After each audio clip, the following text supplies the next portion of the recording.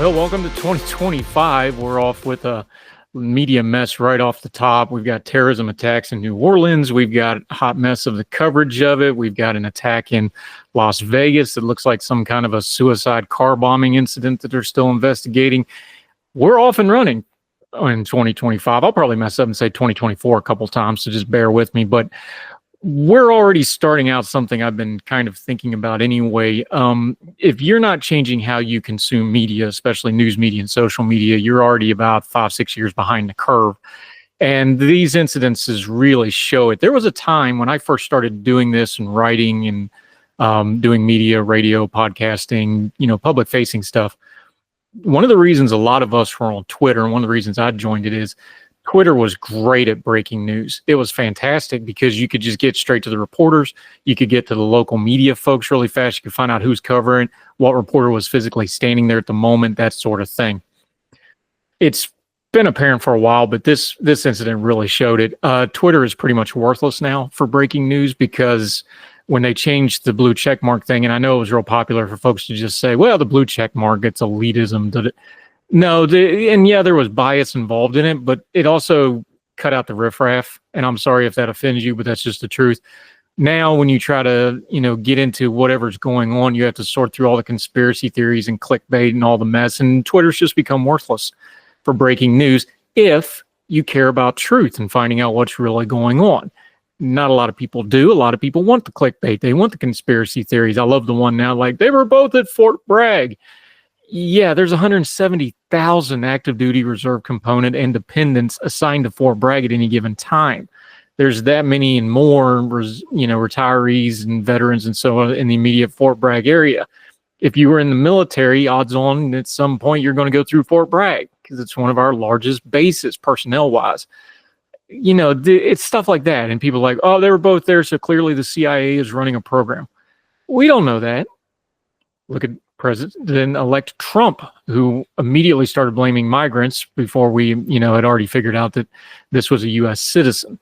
We don't know that much about the Las Vegas guy yet. It will come out. Apparently, he's also a veteran of some description, or at least claimed to be. We'll dig into that as we go. But these two incidences really show how we need to be more and more discerning in 2025 than ever with our media and social media. News media and social media are really getting hard to tell the difference between the two. Because media needs clicks and hits and advertising to make money, and going viral is a way to do that. There's a good explainer on how this is going to go for news media going forward. Look at late night comedy. The late night shows used to dominate TV ratings, and then they dropped off. And if you look at the late night TV network stuff, the Jimmy Fallons and the Kimmels and all them guys, I don't watch any of them. What they really are is clip shows for YouTube and social media. They do their bits and their segments, but they're really designed to go viral to drive traffic to keep the shows going.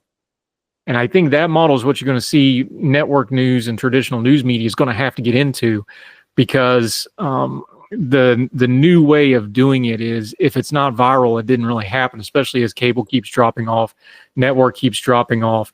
Network news has not figured out how to do streaming yet. I know CNN is technically on Max, but very few people see it in that medium. There's just not a good way for the traditional news media to adapt. Now, you have good individual reporters still, and what I've encouraged people to do, and I do myself, I follow individual reporters, really good congressional reporters, really good national reporters that do various things. We find ways to follow what we need to follow and press on that way. Substack has gotten really good. You can get a lot of good reporting on there. You got to be discerning, but a lot of good reporters have figured out, hey, I can just take my product directly to people. And I work with a state newsroom affiliate, which is a nonprofit, and they put newsrooms into all 50 states to cover local issues. And I write commentary for West Virginia Watch, which is one of them. And I'm proud to do so because I think that's important. I still write for my local paper back home, Fayette Tribune. I'm going to do a lot more of that this year. I kind of got tied up where I couldn't do a lot this last few months, but we're going to get back to it. I'm not saying this. I'm just giving you an example. I don't get paid for that. I just do it for free. I just give it to them to try to help them out and boost their up. And because I think it's important for local voices and people that care about the community to have a voice in local media, because local media is still important. I'm not Pollyannish about it. I understand local newspapers are a dying thing, but you can amalgamate local papers into online and things like that. Same thing with radio. Radio and podcasting are not enemies. They're the same thing. And any radio station that isn't in the podcasting realm and isn't on the online realm, they're going to cease to exist pretty quickly because there's just not that enough radios anymore. News media is having these same issues.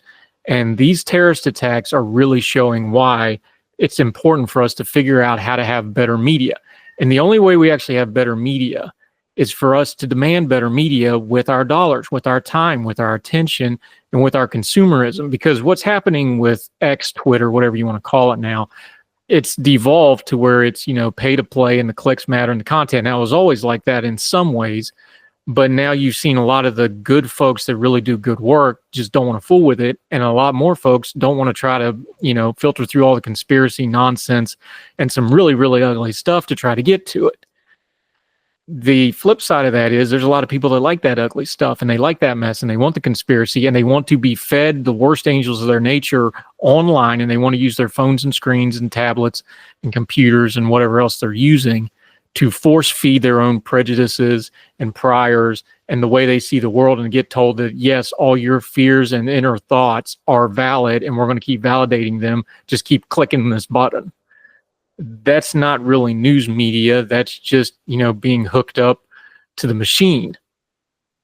And I don't want to be hooked up to the machine. I want to know what's going on.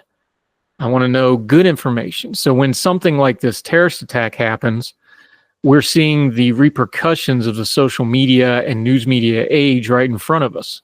Look at that press conference down in New Orleans. That was an absolute abomination. You have the mayor trying to give a briefing. You have the FBI director contradicting the mayor. You have a sitting U.S. Senator, John Kennedy, who, if you made Foghorn Leghorn a walking, talking person, that's what he acts like on purpose. It's a bit. He does it on purpose like that. He went to Harvard. He's an educated man. He does that on purpose. He takes over the whole thing, not really having anything to add, just for the sake of taking over, and decides to take shots at the media. That was a terrible look. How's people supposed to trust their government, and how are we supposed to knock down these conspiracy theories when our government can't even have a press conference about a terrorist attack? And they are arguing over whether it was a terrorist attack. Now, I know legally why the feds want to be slow with using that terminology. I get all that, but still, you have to talk to people in plain language that they understand. And when they see somebody take a pickup truck and mow down 15 people and kill them and dozens more injured and start shooting it out with the police and all the other stuff we're finding out about it, you have to use plain language and say, yes, this was a terrorism thing, even if the legalities don't match up later. That's part of the news media and social media paradigm we live under now. Everybody's watching for immediate information, and people that don't give immediate information that is good is getting lost in the shuffle. And when you can't have a decent press conference about something that's happening in front of people while in real time they're getting bad information, most of the time the bad information is going to win the fight over the good information. We need better media, and we're not going to get it unless we, the media consumers, demand it. There's bad journalists, and there's journalists that need criticism. There's networks that need a lot of criticism. This is not going to be a popular take, but let me just lay it out there. Hey, CNN, if you're letting your anchors get drunk on New Year's Eve, don't turn around 2 days later when you really, really need them to cover a serious matter, and that same anchor's on TV and people going, well, why would I trust that guy who was getting tight on TV for hits and clicks and ratings on New Year's Eve? Why would we trust you? Like, some common sense. I'm not against you getting a little wound down on New Year's. You're consenting adult of age. You want to have a couple adult beverage, get yourself hammered. God bless. Don't hurt anybody, but have fun. But don't turn around the next day and wonder why people don't take you seriously. And I'm not just picking on CNN here. There's networks and outlets and online, left, right, and center who have just beclowned themselves, especially in the Trump era, because everything surrounds Donald Trump, and either supporting or going after Donald Trump and making that the only thing you do, because that's the only thing that really pays nowadays, really makes people look bad, and they lose their reputations and they wonder what's going on.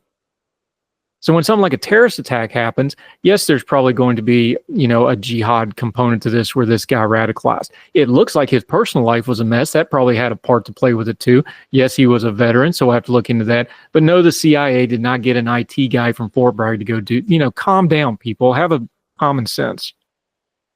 Wait for the investigations on this stuff. and understand that the biggest part of media and how you consume media is not the news media, and it's not social media, and it's not the anchors and the reporters. It's not Elon Musk taking over and, frankly, in my opinion, making Twitter way worse. It's none of that. It's you. Media is now a la carte. It's a big buffet. You go up to it and you get exactly what you want. And the only person responsible for what you get from the media buffet and the social media buffet nowadays is you and me. And if we're not keeping really tight tabs on what we're feeding ourselves, we don't have room to complain. And the money pays for that bad stuff. Otherwise, they wouldn't keep sending it to us because we keep eating it. These terrorist attacks also underline one other thing. And they're going to keep having terrorist attacks because human nature is undefeated. There's bad people out there. We live in an era where there are monsters, and a monster got loose on Bourbon Street, and a monster got loose in Las Vegas. And I wish I could tell you that there's not going to be more monsters that get loose, but they are. What we don't do a good job of is understanding where the monsters come from, why, and what to do about it going forward. Because within moments of the monster happening, instead of dealing with the monster at hand, we want to deal with the monsters we were already fighting. Instead of playing for the monsters of tomorrow and planning ahead, we want our priors massaged for the monsters that we've been tweeting about and Facebook posting about and consuming media about for years and years and years. So when you have a really complicated subject like terrorism, especially religiously linked terrorism, especially domestic terrorism, where it's a U.S. citizen doing it who radicalized either online or in a small group of people that we're going to have to find out through investigations, that sort of thing. These things are really complicated to break through. It's easy to just put out a tweet and go, well, Islamic terrorist. Okay. Probably factually correct to the letter, but that doesn't really tell us how to stop the next one or how to deal with it or the policies involved. All this stuff goes together. And if we're going to complain, and we should complain, we have a representative democracy. It's our job to hold our elected officials accountable.